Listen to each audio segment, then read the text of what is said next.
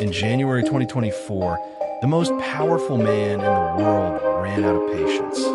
Joe Biden was running out of patience with Benjamin Netanyahu. That's what media reported. But here's what the report did not say. The war on Gaza had been raging for months. 100,000 dead, then 200,000. The numbers became background noise, and Biden was facing backlash. Not from Israel, from Americans. Young staffers resigned. Uncommitted voters emerged. The Democratic base was fracturing. Young staffers resigned.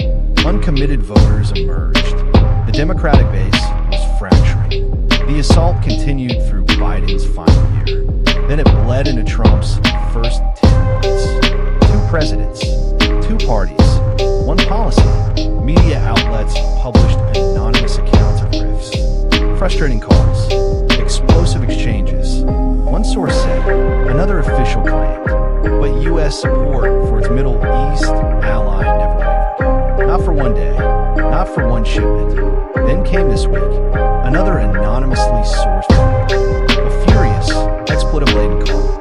Trump called Netanyahu. And here the language becomes precise. Thing crazy. The reason? Israel's escalation in Lebanon. That same day, an Israeli attack killed 6 people in al-Marwaniyah. 2 of them were children. Experts say the same thing every time. Leaks of feuds and harsh words do not matter. Policies are what matter, and policies have changed very little. Ryan Costello, policy director at NIC Action. He says political observers have grown to mock these reports. What's really important, he says, is what actually happens in practice.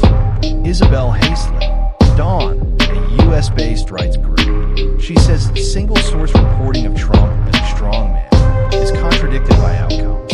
Netanyahu gets exactly what he wants. Trump has no final say over Israeli actions. Like his predecessors, he prioritizes Israel's expansionist whims. This latest report comes as Trump faces pressure from Democratic rivals and from segments of his own base. On February 28th, Trump launched a war on Iran, jointly with Netanyahu. Iran closed the Strait of Hormuz. Gasoline prices soared. Inflation returned. Critics accuse Trump of letting Israel drag America into a war that does not advance U.S. priorities. Negotiations to end the war are stagnating. Israel is escalating in Lebanon again. They are threatening to bomb Beirut. The fragile truce from April is derailing. Iranian officials have cut off contact with the U.S.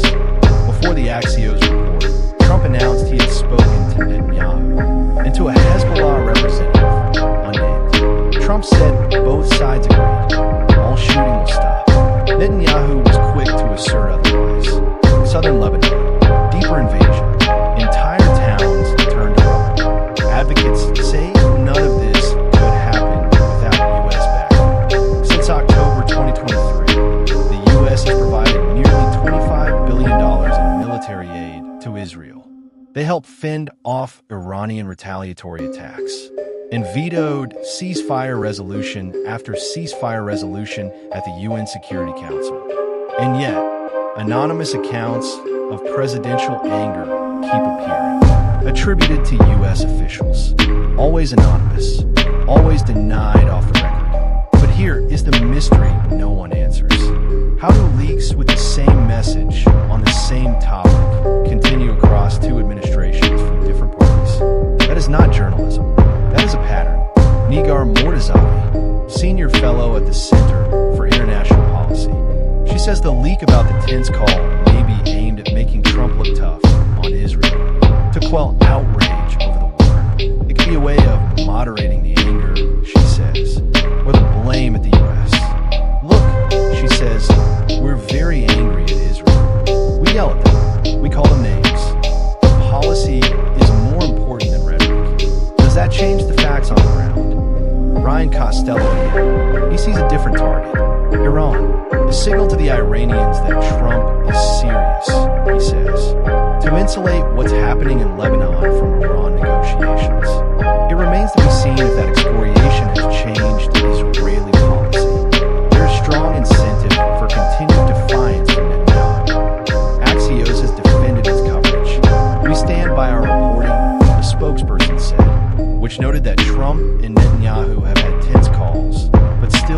coordinated closely on Iran. In other words, they fight in public.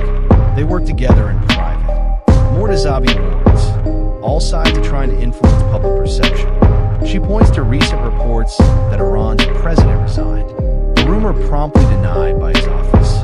This is a very hybrid rumor, she says. The leaks are a symptom of a system that prefers theater to accountability. Isabel Hayslip from Dawn was clear. Trump has no final say over Israeli actions. Neither did Biden. Neither will the next president. Not unless the structure changes. Meanwhile, the information war continues. Iran watches these leaks closely. Hezbollah calculates American red lines. Arab states observe whether U.S. words match U.S. weapons.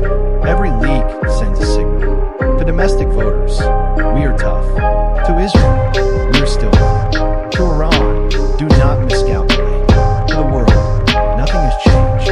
Mortazavi calls this a hybrid war, fought with drones and diplomats, with artillery and anonymous sources, with bombs and bylines. The battlefield is everywhere, including your screen. So let us return to the question that opened this documentary. Did Trump really call Netanyahu crazy? The answer is possibly, but it does not matter.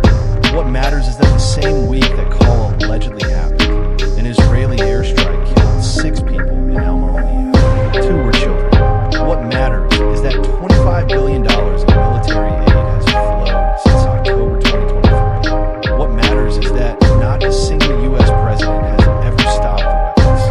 The anger is a performance. The aid is real. The bombs are real. The dead are real. And until the United States aligns its policy with its professed frustrations, the question, did Trump really call Netanyahu crazy, will remain a distraction. Do not be distracted. Visit documentarytimes.com for more in-depth coverage and expert analysis. Subscribe, share this documentary, and the next time you see a headline about an angry phone call, ask yourself one question: what happened after the call?